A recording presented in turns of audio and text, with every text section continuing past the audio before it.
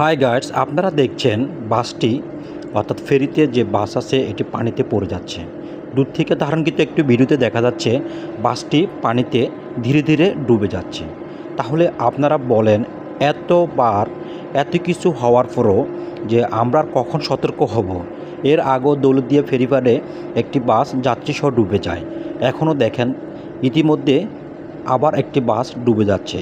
এভাবে প্রতিনিয়ত আমাদের অসতর্কতার কারণে আমাদের জীবন হারাতে হচ্ছে। এই যে ফেরিগুলো আছে, এই ফেরিগুলোকে আমাদের কিছু দিক নির্দেশনা দেওয়া অবশ্যই দরকার। সরকারি কর্তৃপক্ষদের উচিত, যারা কর্তৃপক্ষ আছেন তারা এই ফেরির দুই পাশে অন্তপক্ষে প্লেট বসানো, যাতে করে কোনো গাড়ি অথবা কোনো মানুষ যেন নদীতে পড়ে না যায়। তাদের নিরাপত্তার স্বার্থে প্রতিটি ফেরিতে দুই পাশে এমনভাবে প্লেট বসানো যেন মানুষ অথবা গাড়ি পানিতে পড়ে না যায়। দেখেন মানুষ কীভাবে পানিতে পড়ে বাঁচার জন্য হাহাকার করছে।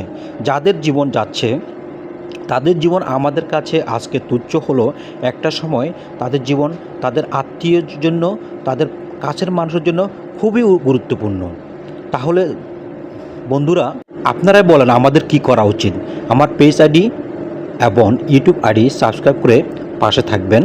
সকলকে ধন্যবাদ ভিডিওটি দেখার জন্য এবং শেয়ার করে দিবেন।